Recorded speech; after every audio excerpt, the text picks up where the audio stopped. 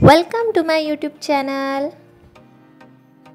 नमस्कार विद्यार्थी मित्रांनो, आजच्या या व्हिडिओमध्ये इयत्ता 5वीच्या मराठी विषयाची प्रस्तावना कौशल्याची पाठयोजना कशी काढायची त्याबद्दल आपण जाणून घेणार आहोत।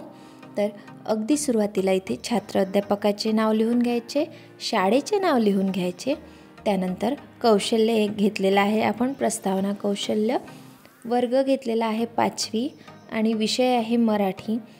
इयत्ता 5वीच्या मराठी विषयाच्या या पाठ्यपुस्तकातील आपण पाठ घेतलेला आहे सावरपाडा एक्सप्रेस कविता राऊत, म्हणून इथे घटकामध्ये येणार गद्य आणि उपघटकामध्ये येणार सावरपाडा एक्सप्रेस कविता राऊत।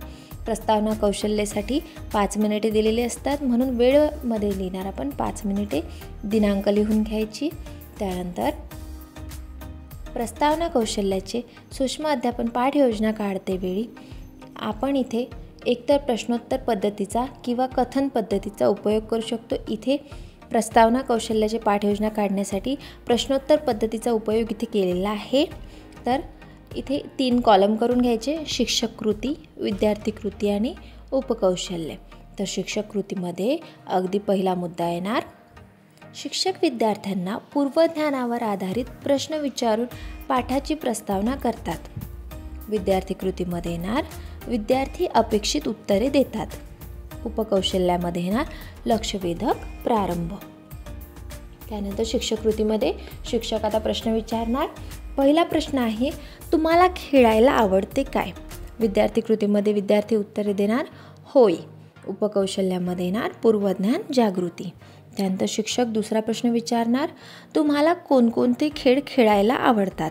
विद्यार्थी कृतीमध्ये विद्यार्थी अपेक्षित उत्तर देणार, खो खो, कबड्डी, लंगडी, धावणे इत्यादी। विद्यार्थ्यांना जे कोणते खेळ आवडतात ते सर्व ते विद्यार्थी सांगणार। उपकौशल्यामध्ये येणार, पूर्वज्ञान जागृती। शिक्षक कृतीमध्ये तिसरा प्रश्न, त्यातील तुमचा सर्वात आवडीचा एक खेळ कोणता?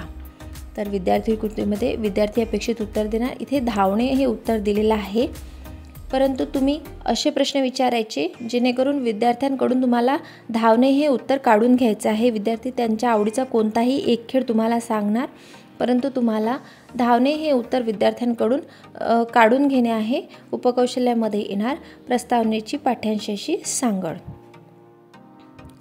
शिक्षक कृतीमध्ये त्यानंतरचा प्रश्न, धावणे या खेळाशी संदर्भात तुम्हाला एखाद्या धावपटूचे नाव माहिती आहे काय?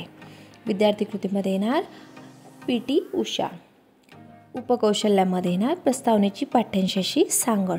त्यानंतर शिक्षक कृतीमध्ये प्रश्न, खेळ खेळल्याने काय होते? विद्यार्थी कृतीमध्ये येणार, विद्यार्थी उत्तर देणार, शरीर तंदुरुस्त राहते। उपकौशल्यामध्ये येणार, प्रस्तावनेची पाठ्यांशाशी सांगड।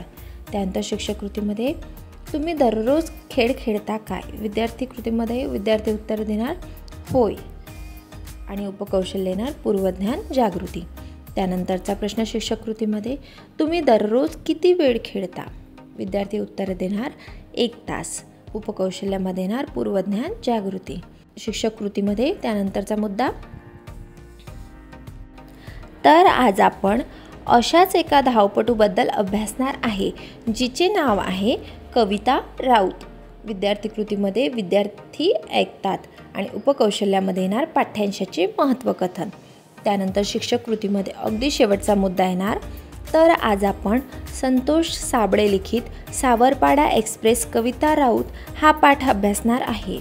विद्यार्थी कृतीमध्ये येणार, विद्यार्थी लक्षपूर्वक ऐकतात आणि उपकौशल्यामध्ये येणार, हेतुकथन आणि शीर्षक लेखन।